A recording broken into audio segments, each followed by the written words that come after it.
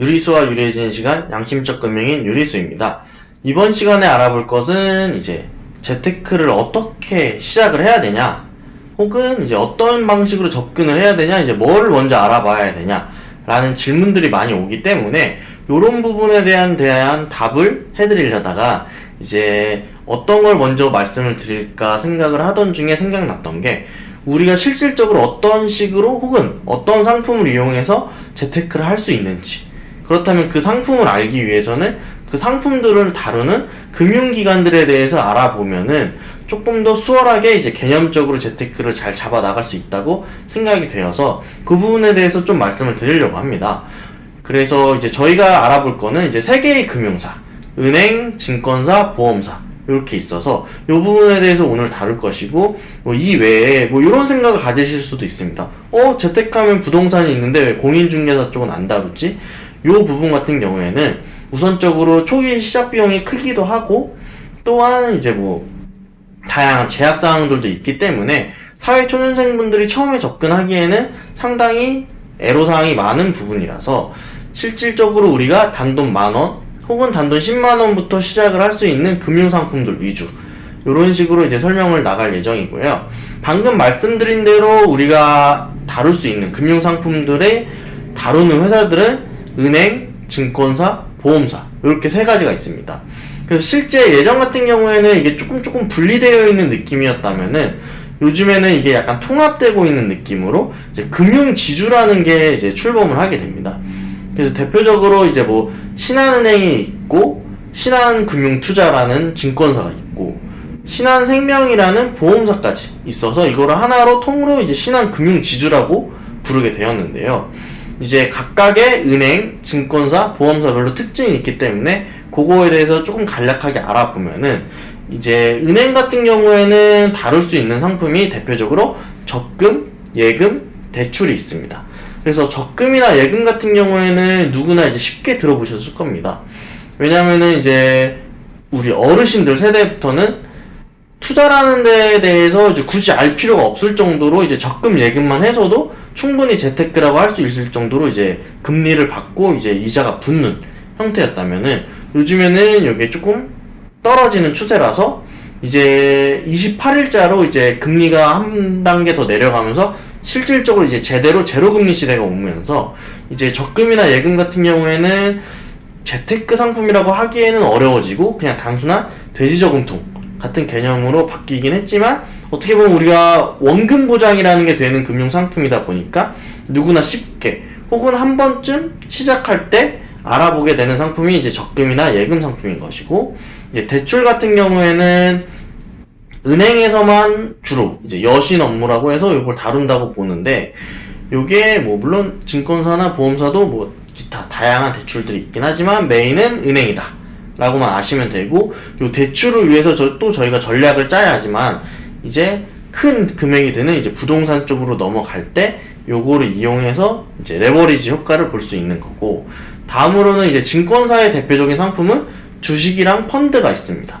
그래서 이제 주식 같은 경우에는 직접 투자라는 표현을 쓰고, 펀드 같은 경우에는 이제 간접 투자라는 표현을 써서, 이제 주식이 됐든 펀드가 됐든 저희 한국에서는 어떻게 보면 조금 안 좋은 시선이 가득하죠. 왜냐면은 금융교육이라는 것도 전무하고 이제 어르신들이 아무것도 모르고 투자를 했다가 피해를 보는 사례들이 많다 보니까 그런 부분이 있죠. 이제 이걸 잘 알아야만, 혹은 이제 20, 30대 같은 경우에는 이거를 잘 알아서 이용한다 수준이 아니라 거의 필수적으로 이제 교양 수준으로 알아야지만 이 제로금리 시대 혹은 앞으로 있을 마이너스 금리 시대를 살아나가실 수가 있는 겁니다.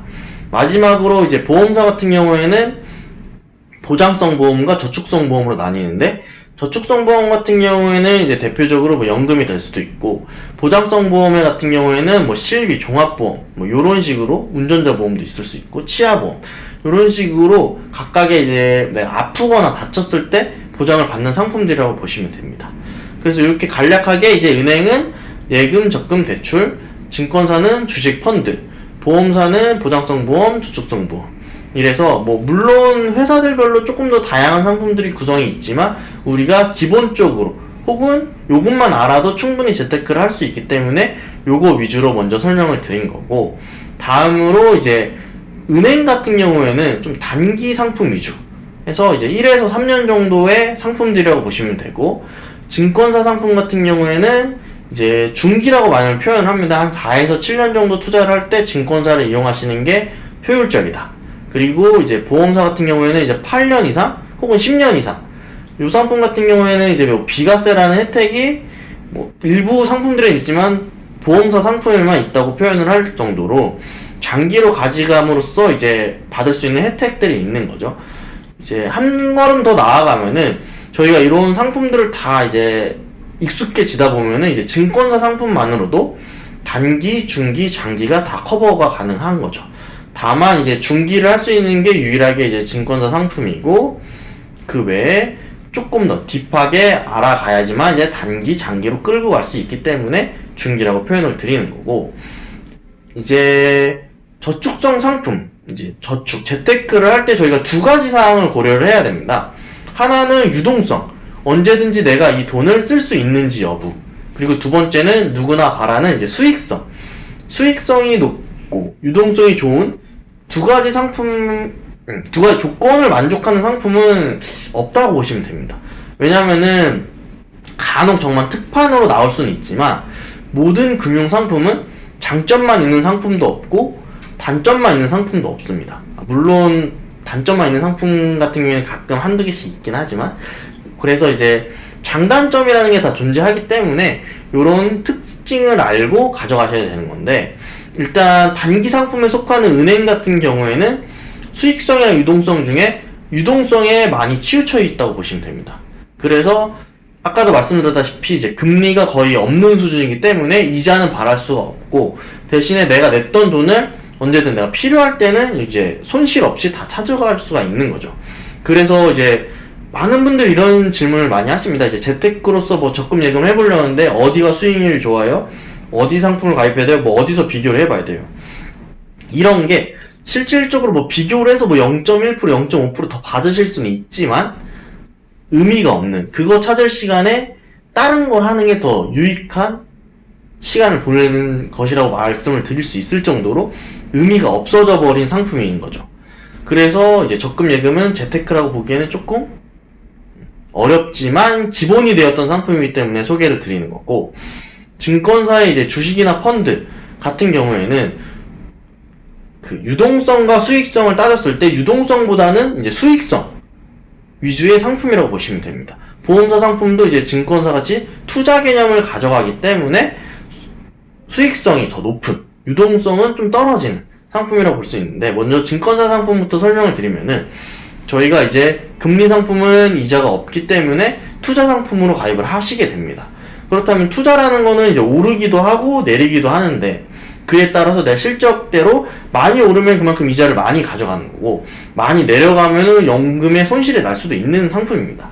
그래서 이제 기간이라는 걸 통해서 분산을 해서 가져가시면은 99% 확률로 수익이 날 수 있는 구조로 만들어서 이제 포트폴리오를 짜서 그래서 가져가시는 거고, 기간도 그래서 3년 이상, 5년 이상을 잡는 거고, 다만 이제 오르고 내리고 하기 때문에 내가 돈이 필요한 시점에 얘가 내려와 있는 상황이라면은 손해를 보고 빼야 되기 때문에 유동성은 좀 제약적인 상품인데, 이제 그 원하는 포트폴리오대로 기간을 가져가면은 수익성을 챙길 수 있는 상품이라고 보시면 됩니다.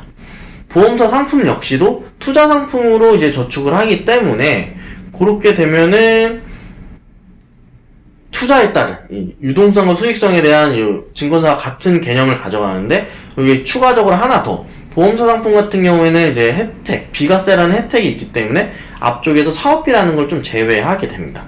그러다 보니까 오히려 단기간으로 해지를 했을 경우에는 투자에 따른 손실 및 이제 사업비라는 페널티까지 있기 때문에 꼭 이런 목적이랑 기간을 확실히 정하셔서 그에 맞는 금융상품을 이용을 해야지만 이제 재테크를 제대로 하고 있다 볼 수 있는 거죠. 장기 상품인데 뭐 예적금만 가입을 한다. 예적금 같은 경우에는 이제 최대 만기가 3년짜리 밖에 없기 때문에 요것만 이용한다고 하면은 이거는 빵점짜리 재테크가 되는 거고, 오히려 내가 1년에서 3년을 쓸 건데 보험사 상품으로 가입을 한다면은 이거 역시도 빵점짜리 재테크가 되는 거죠. 이런 식으로 이제 잘 알고 쓰셔야 되는 거고, 추가적으로 하나 팁을 알려드리면은 72의 법칙이라는 게 있습니다. 72의 법칙은 내가 해당 퍼센트의 이율로 매년 복리로 굴러갔을 때 언제쯤 내 돈이 2배가 되는지에 대한 법칙인데요. 쉽게 말씀드리면은 이제 3%짜리를 매년 얻을 수 있는 복리 상품으로 2배를 만들려면은 72를 3으로 나누시면 됩니다. 그러면 이제 24년 뒤에 내 이 돈이 2배가 된다는 얘기인데요. 이제 제로금리 시대를 제대로 맞이한 이제 한국에서 예적금 상품 1%짜리를 가지고 2배를 만들려면은 72년이라는 시간이 걸린다고 보시면 됩니다.